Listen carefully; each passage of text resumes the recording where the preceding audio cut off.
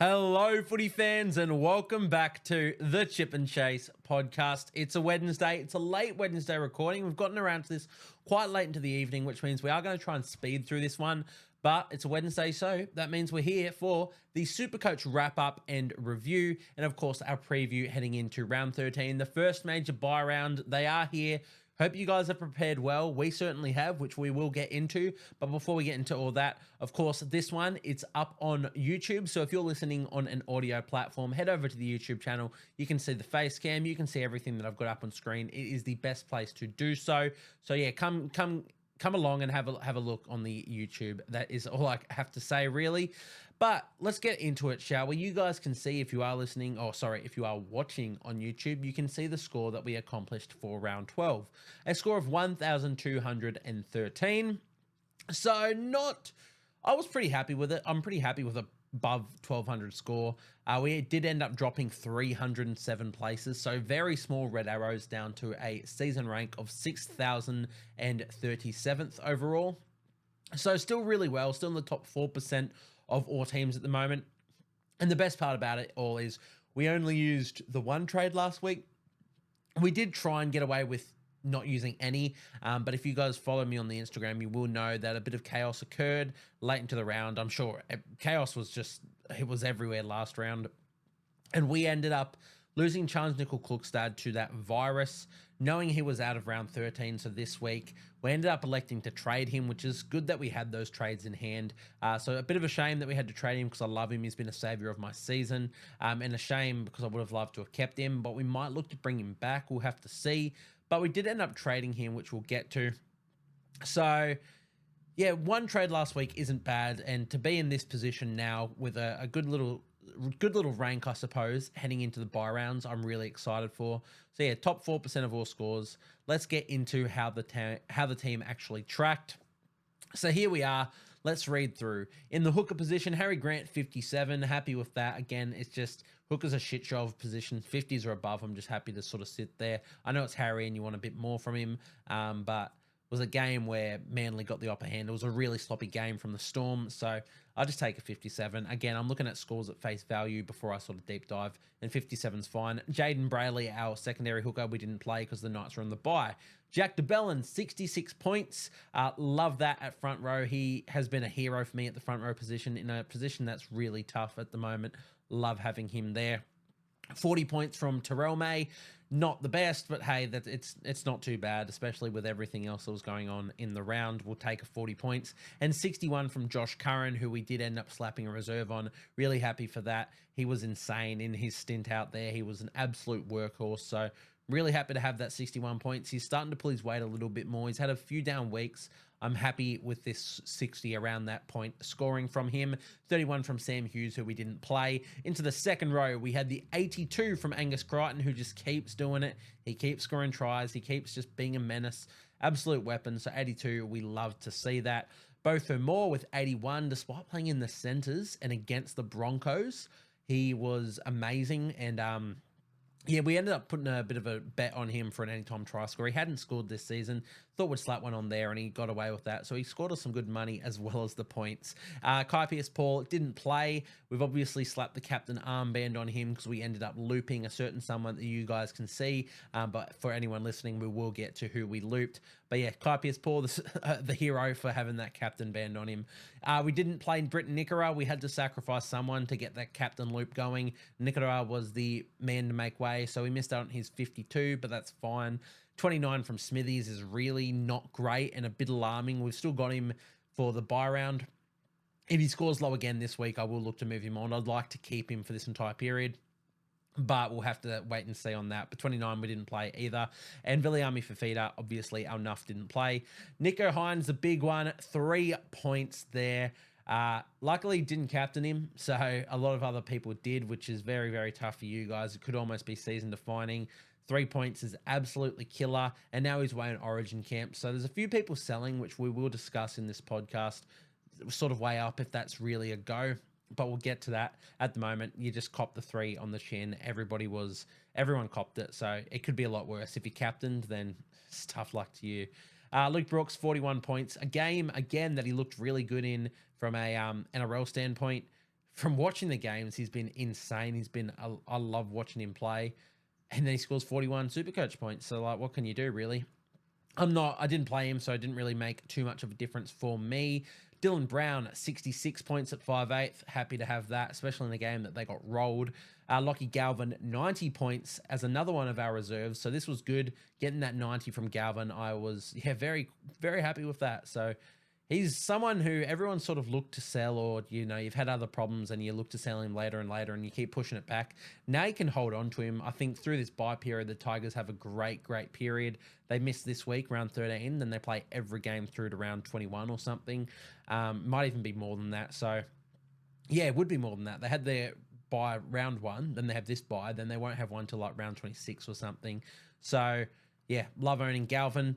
Into the centre wings, 36 points from Dominic Young. Quite disappointing. Not really what we want to see, especially, again, in a game that the Roosters score tries, and he wasn't the beneficiary of them. Joseph Manu scored like 100, and, the outside man did not. Ruben Garrick, 69. He keeps doing it against Melbourne. You love to see that sort of score. Valentine Holmes, 136. That's where our loop came in handy. We captained him last week, and he was the bane of my existence, scoring 49, doubled to 98. And then this week, we looped that 136 for a score of 272. No, 282? No, 272. I'm glad I can count. That's really good.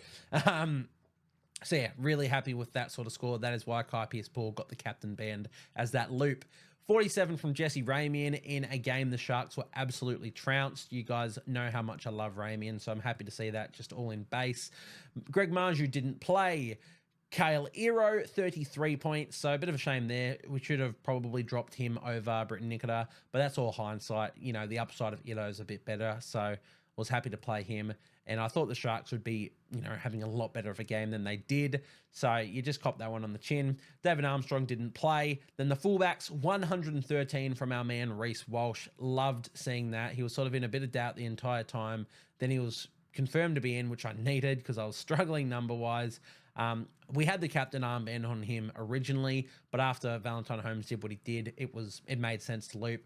It might have worked out a little bit better had we kept Walsh, because we got a AE of 29.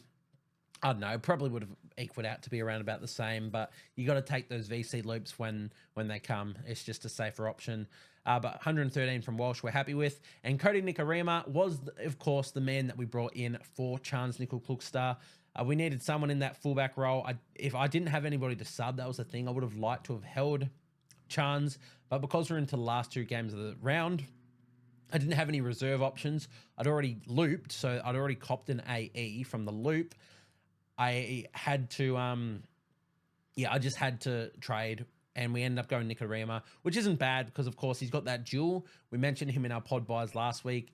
We can move him into 5/8, which is going to be what we're going to do going forward, and it's good to have a Dolphins player for their great buy round schedule. But that is how the team went overall. Which means, what do we do next? We go into the round recap. No, not the round recap. The Team List Tuesday news, which, of course, I have on this left-hand side here. So don't mind me looking over here. Of course, if I can find... I should have had this prepared. My apologies. So, all right, Team List news. We're going to run through this as quick as we can. For the Eels, Clint Gutherson is back at fullback, which pushes Blaze Talangi to 14. So, jersey 14 on the interchange.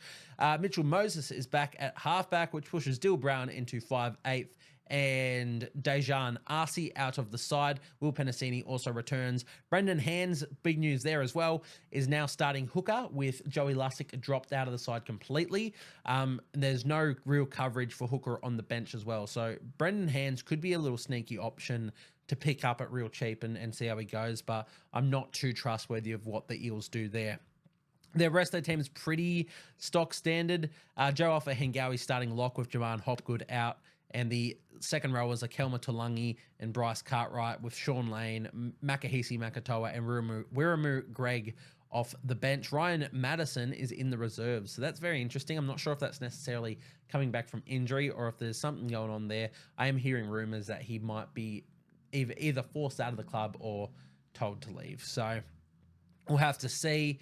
The Sharkies, for them, not too much. Braden Trindle comes back. He's copped his fine.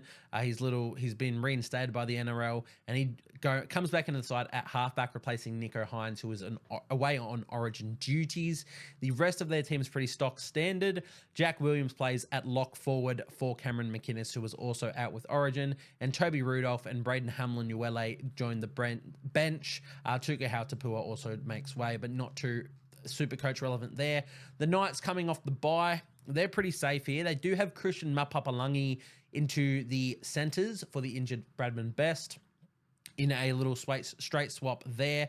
Beyond that, I think their team is full strength, so they're in a really good spot here, especially coming off that bye. They do take on a Bulldogs side who's pretty strong at the moment as well, coming off some really good performances. Drew Hutchison is back into the side at 5'8", with Matt Burton away on Origin duties. Matt Burton is currently named in the extended squad, so he might come back and play, but I'd assume he will be either brought into the team or as 18th man, which means he will be required as cover for them. So I assume the Bulldogs will be without him this week, but there's a chance he comes back. Viliami Kikau has a broken hand and is out for 4 weeks, I believe, which means Jacob Preston comes into the starting side at second row. Beyond that, Kurt Mann back at lock forward, and their bench is Bailey Hayward, Josh Curran, Curtis Morin, and Pawasa Farmasili. Into the Panthers v. the Dragons. The Panthers, lots of changes here, as we expect. The best team is without a lot of their best players through Origin. Shock horror. So Dane Laurie is the fullback, replacing Dylan Edwards, who is out with Origin. Jesse McLean comes onto the wing for his second NRL game, I want to say, replacing Brian To'o. Jack Cole is still at 5'8", but Brad Schneider comes into the side at halfback for Jerome Luai, also away on Origin. Their front row is the same. Their second row is without Liam Martin, and he's replaced by Liam Henry at second row. Now, this is really interesting. I will speak a little bit on it. I'm not sure. Obviously, he'd need 3 games there to get a duel. Could be a handy duel to have. More importantly, it's a number that you're going to have if you still own Liam Henry. It's a good number to have through this Origin period. And if he's going to be playing decent minutes in that second row role, yeah, you're in luck there. So that's pretty interesting to see. Lindsay Smith is at lock for Isaiah Yeo. Their bench is debutants of Trent Toilau. I probably butchered it. Preston Ricky, Maverick Gaia, and Tyrone Peachy. So 2 debutants there with Talau and Ricky. So that's really cool to see. For the Dragons, lots of changes here as well. Sione Finau comes onto the wing for, I believe it's his second game as well. He replaces Zach Lomax, who was away on Origin duties. Matthew Fianet and Max Fianet, the twins, come in at centre and wing. Matthew replacing Michaela Ravalawa, who has been dropped, and Max Fianet replacing the injured Jack Bird. Jesse Marshke is the halfback in the absence of Ben Hunt. Jack DeBellin moves to front row, Tom Eisenhuth to lock, and Luciano Leilua and Raymond Faitala Mariner are the new second rowers, with Jaden Sewer also away on Origin duty, and Toby and Ryan Couchman come onto the bench, the other 2 twins there. So we've got 2 sets of twins for the Dragons. We'll see if there's any luck involved in that. For the Dolphins and the Raiders, Trey Fuller comes in at fullback for Hamaso Tabuai-Fidow, who is away on Origin duty. Connolly Lemuelu has been named to start at second row this time, despite the fact he's been doing that every game anyway, with Felice Kofusi away on Origin duty. So you would expect Mark Nichols, who keeps getting named to start, but you'd expect him to actually start this time. Anthony Milford is the new man on the bench. For the Raiders, not much going on here. Atamariotta starts in the second row for Hudson Young, who is also away with Origin, and Simi Sasangi gets himself a bench spot. And lastly, for the Roosters and the Cowboys, few changes here.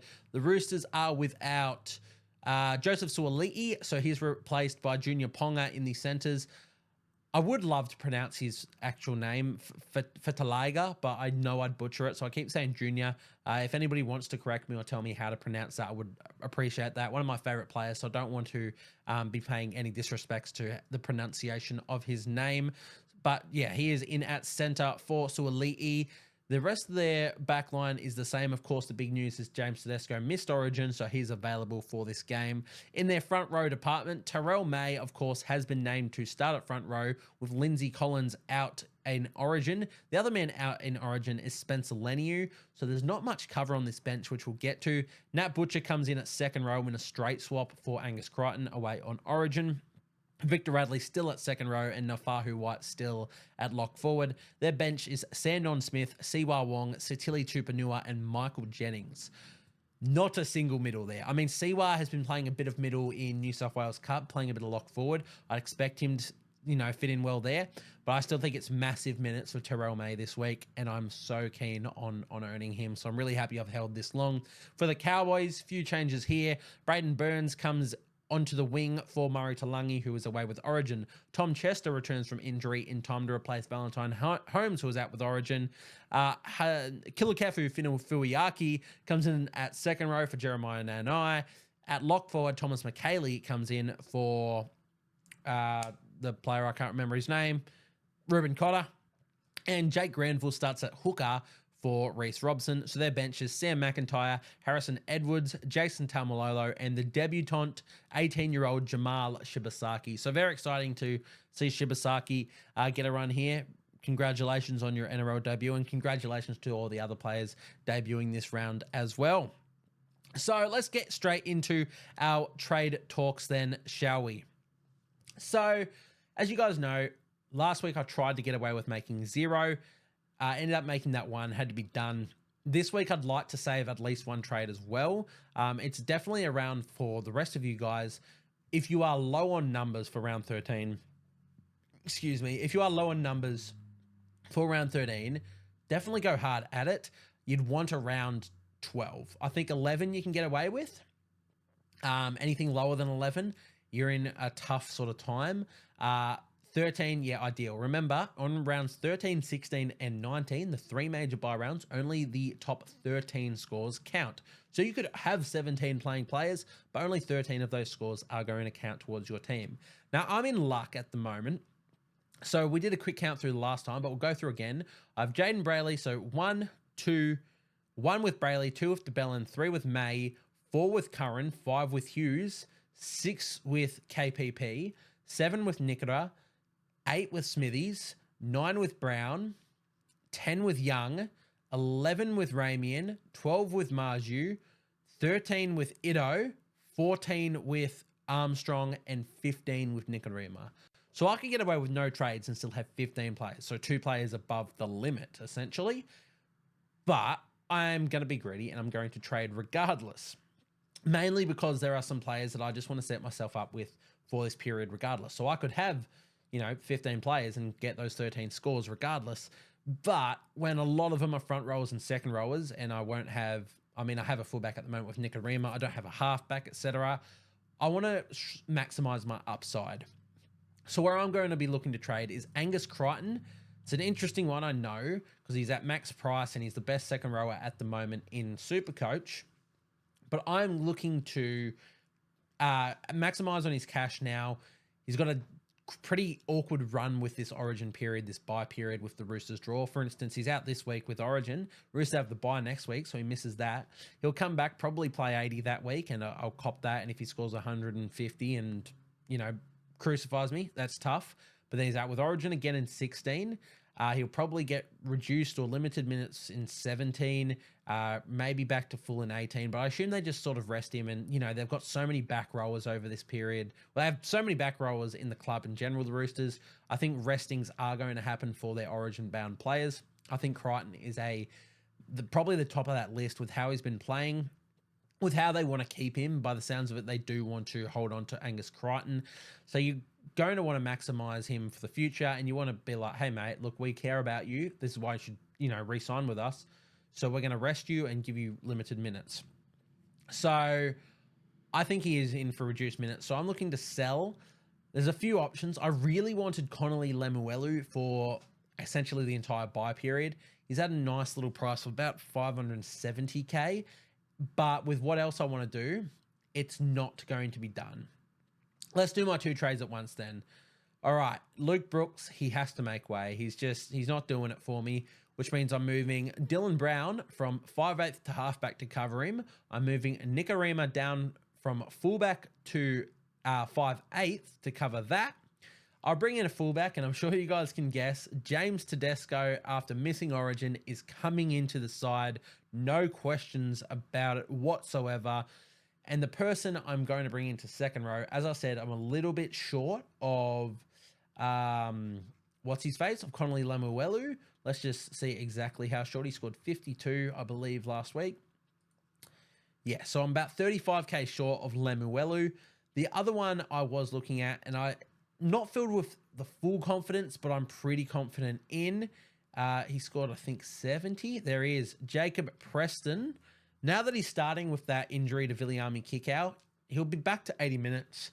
Has really good bye coverage. And again, I don't need him for this week. I don't need him for this week. You're right. So who could I go for next week? Let's have a quick look.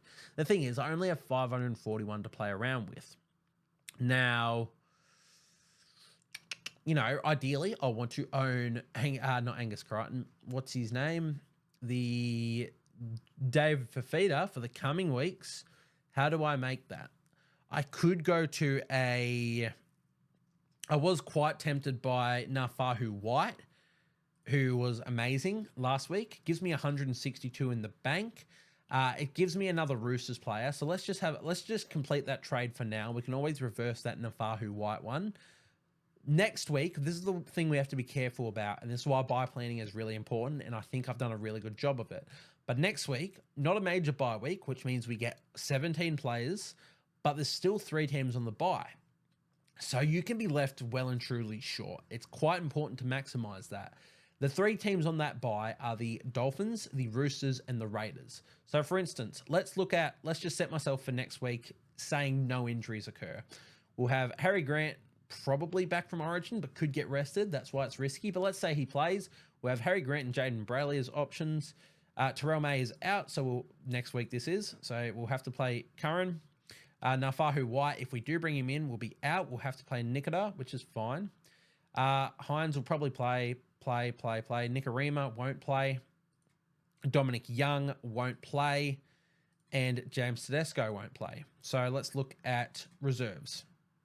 We would probably put one on Ido. Yeah. Probably throw one on Armstrong, like just for the hell of it. Nikorima gets one taken off him. We'll throw one on Dylan Brown, and we can throw one on Jaden Brayley. Oh, and we're still short, are we? No, there we go. Yeah, okay. So we could make do next week, but that is if no injuries occur or no restings occur. If there's a resting to Nicho Hines, I then have to find a reserve somewhere, which means I'm limited to Sam Hughes, and that's it.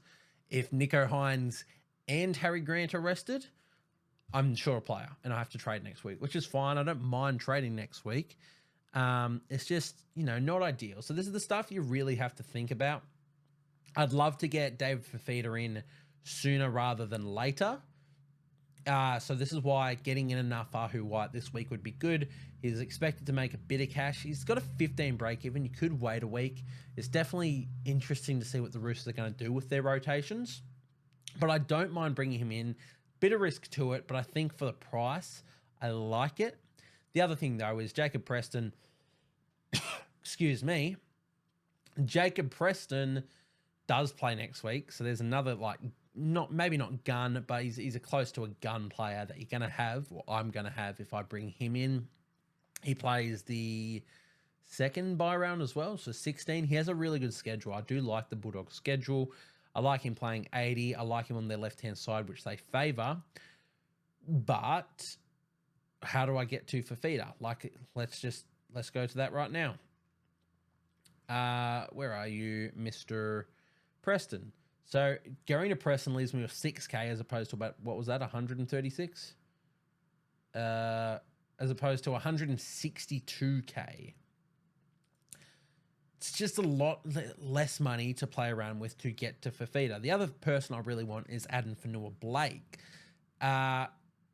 It's really tough. I'm happy to bypass players like Joey Manu and stuff in the centre wing, but I really want Fifita now that he's missed Origin. I think the Titans' bye schedule is pretty darn good, especially next couple weeks. I think they've got Tigers and Rabbitohs in the next couple weeks after round 13, which is insane.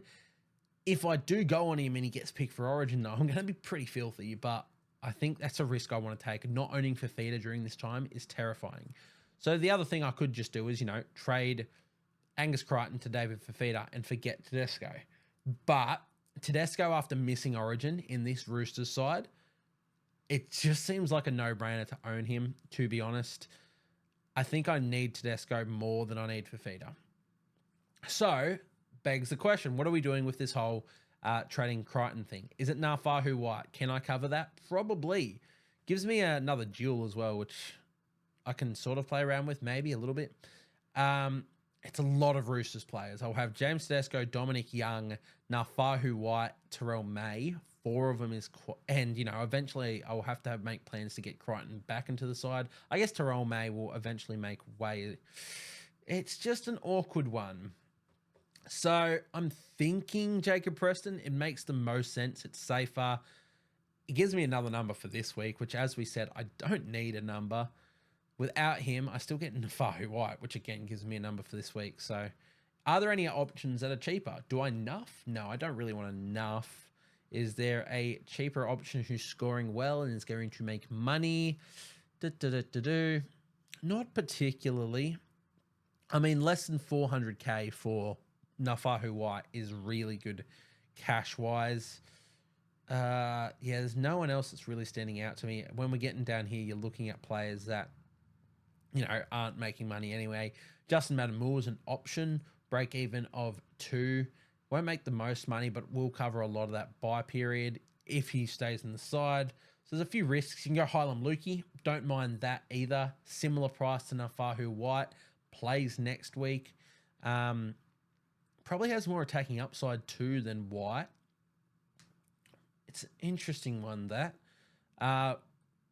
I don't know. Definitely one to ponder on. I think I'm going to do Nafahu White now. I came into this going Jacob Preston. I think I've convinced myself out of it. Yeah, I think I've convinced myself out of it. So I think we're going to keep Nafahu White. Every chance I change this along the way, and the reason to follow the Instagram, if one of the many reasons would be this. So if I do change my trade decisions or captaincy decisions, etc., this is why you follow the Instagram. That is at Chip and Chase Podcast, so you guys can keep up with all that. And you can also, contact me directly and ask some questions. You can also drop comments down below on the YouTube, which I will get around to replying to as well. But that is where I think I'm at with my trades. We'll set myself up in the sit v starts for the rest of the team. For now, that'll do for the trades. Let's look at a little something that we've posted over on the Instagram. Another reason to follow. The best buys for the buy period. Here we are. We usually do our pod players this week. I figured this was a much more important time to be looking at, as we said, the best players to own over the buy period. So that's rounds 13 to 20, essentially. The last major buy round is 19, but you want to have a bit of, a few players in for 20 because that's a minor buy round where 3 teams are still on. So we're going to include that in that. So we're going to look at the best fullbacks and the best center wing. We do have all of them. We have every position available on the Chip and Chase Instagram page. So if you guys want to see, 5/8 halfback, front row, second row, and hooker, that's why you have to go to the Instagram page. So we're just going to tease this, give you guys a little preview, look at fullback and center wing. But if you guys want to see anything else, go to the Instagram, give us a follow, give this a like, and show it some love. Another thing that we've worked quite hard on. So the best 3 fullbacks that we have listed in no particular order, keep that in mind, are Latrell Mitchell, Scott Drinkwater, and James Tedesco. This is a position that you do want to maximize during the buy period. Look at the averages. We're looking at 77 plus averages from these players. So lots of upside. These are the players you really need to maximize your score. Now, you don't need all of them. If you are running an Origin player like a Reece Walsh or a Dylan Edwards, it's probably decent to keep them because they're still going to be good, and to have, to play around with this a bit too much. It's using a lot of trades, but to have one player that's not playing Origin that, at least covers most of the major buy rounds, I think is important. And these are the three best fullbacks in my opinion. I haven't gone a deep dive into their stats like I normally do, the graph, etc. I've just laid out their averages, their price, and the teams, their buy coverage, their draw, essentially. So you guys can see what is the best thing to do there. Again, no particular order. I obviously am favoring James Tedesco out of these ones. I could bring in any. Bringing in Drinkwater frees me up an extra 100k. Oh, it is tempting that. I do like that idea, but I'm just more confident in, as I said, the Roosters team in general, and Tedesco having missed out on Origin. I think he's going to be firing up. The same can be said about Latrell Mitchell, to be fair, but I just prefer James Tedesco. So we'll now look at the three best center wings. Center wing, another position we want to maximize in. Lots of upside here. Again, the lowest average here between these three players, 74. And there's other players I left out. Dominic Young is someone that you're going to want. Ronaldo Mulitalo, Jesse Ramian, Sione Katoa. Three really, really good options as well. There's a lot to look at in the center wing. We've just outlined these three players as probably the best ones to target. Joseph Manu would be the best one. It's a bit of a gut wrencher for those who did buy early that he hasn't got that fullback position because Tedesco hasn't made Origin. But even at center, he's doing some wild, wild things, and I think he's going to be very important to own. If there's a chance that Tedesco, if New South Wales lose game one to a decent extent, Dylan Edwards doesn't really have the impact, then there's every chance Tedesco is brought back in for game two and Joey Manu goes to fullback. I'm running that risk by bringing Tedesco in, but if you were to bring in Manu instead of Tedesco, you don't have that risk, because then if Manu can just go to fullback and it's even better for you guys. So Manu, the best buy out of the three, but Jermaine Asako and Jacob Kiraz, I love as well. All of these three are premium players. As I said, we're not looking at pod this week. We're not looking at, different price ranges, maybe some ones that you can try and afford. These are the players that you want. You want at least one of these essentially from every whatever you call these position. That'd be the word. We're not going to look any further. As I said, 5/8 halfback, hooker, front row, and second row forward, all up on the Chip and Chase Instagram at Chip and Chase Podcast. If you're watching the YouTube, you can see it right over here. Go and give us a follow. Go see what you guys think.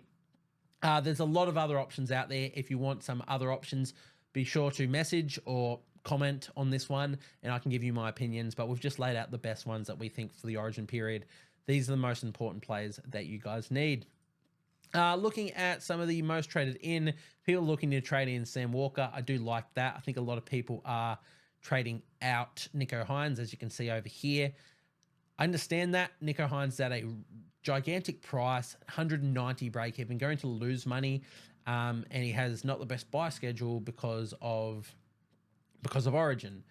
I just think that there's no other good halfbacks. I'm not really ready to risk selling Nicho Hynes for, like, Sam Walker, really good option, but I'd rather trade my second halfback to bring in Sam Walker. And in my case, I can just move Dylan Brown there and he covers that sort of role. So I'm going to keep Hynes, but I can understand selling on that front. I understand people bringing in Walker as well. Jacob Kiraz, the next most brought in, not on my side. This is also not counting the players that I just brought in. So they're probably, like, James Tedesco probably is the most brought in player. Let's have a quick look at that. Refresh the page, maybe. You guys can get the absolute best content right now. James Tedesco is the most brought in player this week. Nafahu White's the second most. God damn. Well, there you go. That sort of makes a bit of sense there. Yeah, I think Tedesco is the best player to bring in this week. It just makes the most sense for all the reasons we said before. Now, Fahu White, I really like it for, again, the reasons we stated, the money, etc. Sam Walker, we just talked about. Jacob Kiraz, we sort of just spoke about in the best buys or best players to own over the Origin period. Love him at center wing. He's at a tough price point, but again, he's going to go up. 24 break even. He's going to keep going up. If you can get your way to him, I like that. Jack Cole, another good one to bring in at 5/8 if you wanted to make some cash. I could do that instead of... no, I couldn't. There's no way I can do that realistically. But Jack Cole, another good one. Decent buy coverage and good cash making. Most traded out, Hynes, we've already spoke on. Reece Walsh, I can get it. This is, over that Origin period, who really knows what they're going to do with him. I think because the Broncos haven't gotten as many wins as they would have liked, losing to the Titans last week is a kick in the dick.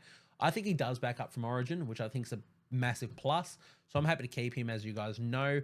Angus Crichton, I like the sell. Luke Brooks in my team, yep, as we know, selling. And Harry Grant, I think the Storm are in a similar boat. They don't really have options to play over Grant. They'll probably play Bronson Garlick next week at hooker. Or they'll just bring Harry Grant back, which I think they'll just bring Grant back from Origin and he will back up. So I'm happy to keep Harry Grant. Let's just quickly do those trades again while I'm here. I'm not confident enough Fahu White. I will probably back out, but we'll have to see. I'll probably do a bit of a stats deep dive of my own accord and figure out whether it's actually worth bringing him in. But for now, he is in the side, as is James Tedesco. So that moves us into the Sit V starts for this week. Of course, as we have stated, only your top 13 players matter. So you can put reserves on players that, are playing. So as I said, I probably have, 16 players now? Maybe even 17. No. Oh, I actually might have 17 players, which is just too much. It'll essentially just give me a pick of the bunch. Like, it's good to have these players. It just means it'll filter out those bottom 4 scores of mine. So Brayley starts for me, obviously. DeBellin and Terrell May start. Josh Cohen gets a reserve in the second row. Nafahu White, Kai Pearce-Paul, Britton Nikita. At halfback, Dylan Brown. At 5'8", Cody Nikarima. In the center wing, Dominic Young.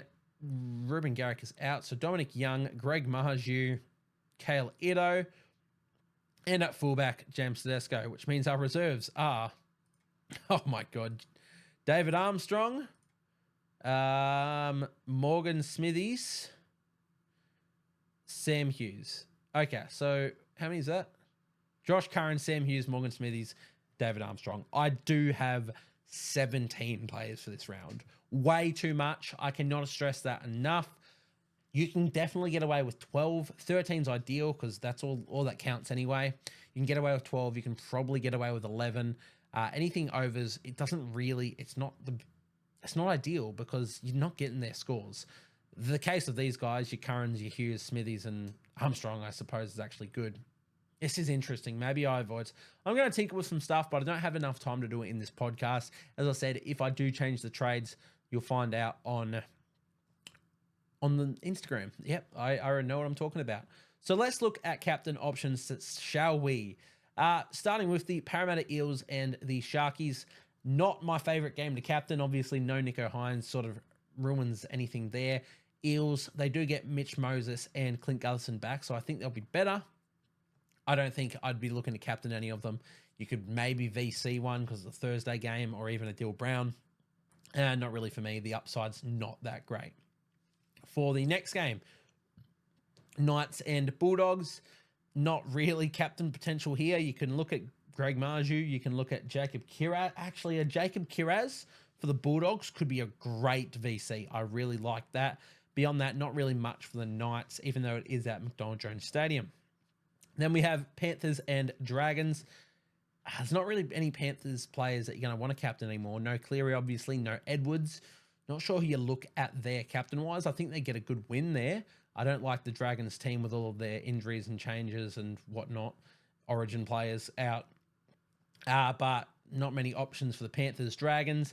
Dolphins and Raiders. Not many options here either. So it all comes down to this Roosters and Cowboys. Now, there are options here. You got Scott Drinkwater, you have James Tedesco, you have Dominic Young, Joseph Manu, not Valentine Holmes, who's in Origin, but like lots of players. So I'm going to slap a captain, shockingly, on James Tedesco. I'm going to have to slap a VC early in the round, so maybe Greg Marju. I could go a Dylan Brown, but again, I'm thinking Greg Marju for that Friday game is my best bet. As I said, not too much on here. I will look to, fiddle-faff around with my trades a bit. There's every chance as I said, every chance I swap them out. But for now, this is where I'm going in the captain options. Let me know what you guys think in the comments, or as I said, swing me a DM. But that'll wrap us up, I believe. Captains is the last thing we do, isn't it? It sure is. So thank you guys for tuning into this one. Once again, I'll say it for the 100th time. Follow us on Instagram. Show us some love. We work quite hard on that, and we try and make this content for you guys to interact with. But this will wrap us up. So thank you guys for tuning in, and I'll see you guys next time.